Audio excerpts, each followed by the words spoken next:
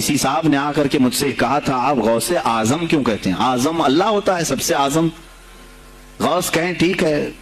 सल्फी साहब से हमने कहा कि आपको सरकार अब्दुल कादिर जीलानी को गौसे आजम कहने पर एतराज है, लेकिन एक चूड़ा चमार मुल्क का प्राइम मिनिस्टर बन जाए तो उसे वजीर आजम कह देते हैं, कोई दिक्कत नहीं आपको, वहां आजम कहते हैं आप।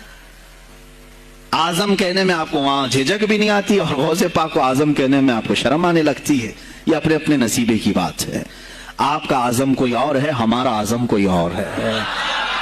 अजीजान गिरामी, सरकार बगदाद शहीनशाह विलायत सुल्तानुल औलिया सैयदना अब्दुल कादिर जीलानी रज़ियल्लाहु तआला अन्हु, माँ के पेट से ही उनको विलायत अता की गई। ये वो औलिया में से हैं जिनका पैदाइशी अल्लाह ताला ने मुंतखब फरमाया है। बल्कि जिस वक्त आपकी विलादत हुई, ये शाबान का आखिरी दिन, और आपकी वालिदा माजिदा के बतन से आप इस उम्र में पैदा हुए जब औरतों में औलाद की उम्मीद खत्म हो चुकी होती। आपकी माँ की उम्र 60 साल की थी जब आप पैदा हुए।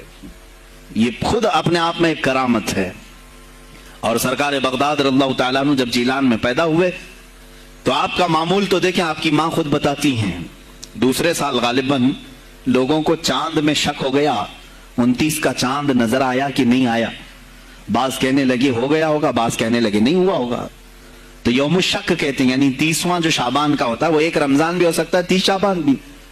तो लोग आए हजरत फातिमा उम्मुल खैर के पास जो गौसे पाक की माँ है, पूछा कि कल का चांद हुआ कि नहीं हुआ, हमें शक हो गया है। आपने कहा चांद हो गया है और रमजान शुरू हो चुका है। कहा कैसे? कहा सुबह से मेरा बेटा अब्दुल कादिर दूध को मुंह नहीं लगाया है, और मेरे बेटे का ये मामूल है पिछले रमजान से ही। जिस वक्त गौसे पाक पैदा हुए रमजान शुरू था। उनकी माँ कहती हैं सहरी से लेकर इफ्तार तक गौसे पाक अपनी माँ का दूध नहीं पीते थे। ये बचपने में माँ की गोद में रोजे का आपके ऊपर कोई मुकल्लफ नहीं थे, आप अहकाम शरीयत अभी आपके ऊपर लागू नहीं थे, लेकिन अल्लाह का एक वली आता है तो निज़ाम खुदा कायम करने के लिए आता है।